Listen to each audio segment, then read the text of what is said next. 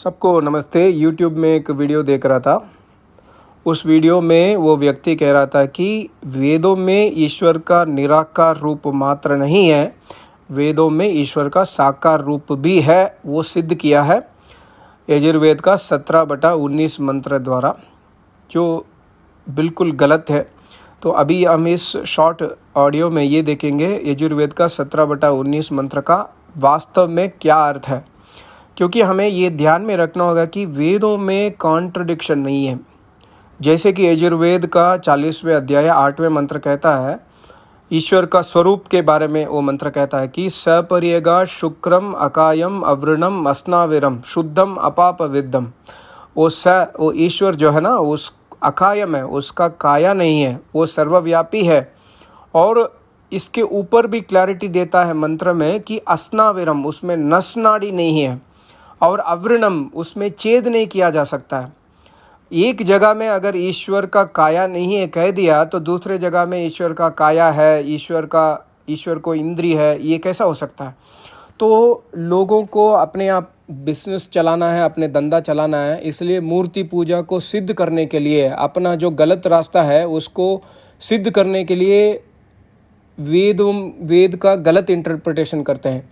अभी हम मंत्र देखेंगे 17/19 मंत्र है। विश्वतश्चक्षुरुत विश्वतो मुको विश्वतो बाहुरुत विश्वतस्पात संबाहुभ्याम दमति संपतत्रैर्द्यावा भूमि जनयन देवयेकः।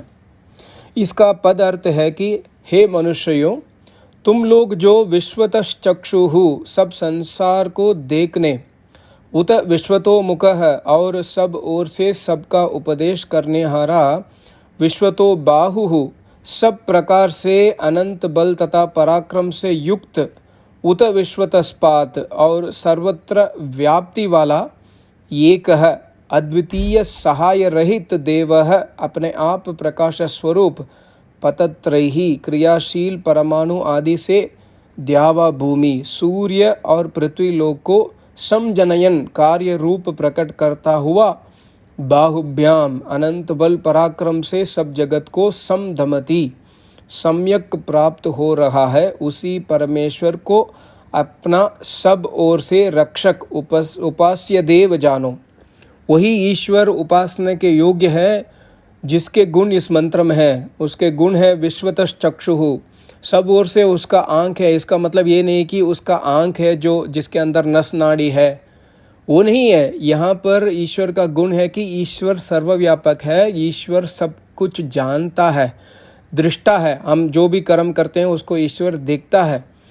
तो मंत्र का जो इंटरप्रिटेशन करने से पहले हमें वैदिक आचार्य का मार्गदर्शन चाहिए, और उनके चरण में जाकर वेद के बारे में हमको सुनना होगा, यज्ञ में जाना होगा, तभी हमें वेदों का बेसिक समझ में आएगा।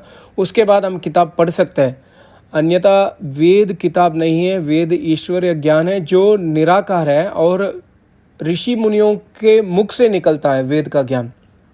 हमेशा किताब पढ़ के कोई भी किताब लिख सकता है। आज आप महिदारा का किताब पढ़ सकते हैं, मैक्स मुलर का किताब पढ़ सकते हैं, सायणाचार्य का किताब पढ़ सकते हैं, जो बिल्कुल वेद के विरुद्ध कमेंट्रीज आपको मिलेंगे। तो हमें होशियार रहना होगा कि वेद में ईश्वर कहता है कि उस ईश्वर का उपासना करो जिस ईश्वर ने इस संसार को देख रहा है, उस ईश्वर ने संसार को सब ओर से बनाया, धारण किया हुआ है। इसका भावार्थ भी आप देखिए, कितना सुंदर लिखा महर्षि दयानंद सरस्वती ने।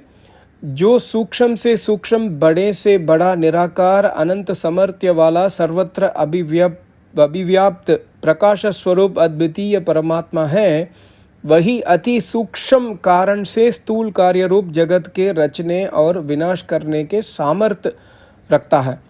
तो यहाँ पर कारण से कार्य, कारण जो है प्रकृति, प्रकृति जो है अति सूक्ष्म तत्व है, उस प्रकृति से ईश्वर ने इस संसार को बनाया है। यह संसार ईश्वर का, प्रकृति का कार्य है, उसमें ईश्वर निमित्त कारण है, ईश्वर कारण नहीं है। इस संसार का कारण प्रकृति है, ईश्वर सिर्फ निमित्त मात्र है। और आगे कहा, जो पुरुष इसको छोड़ अन्य की उपासना करता है, उसे अन्य जगत में भाग्यहीन पुरुष कौन है।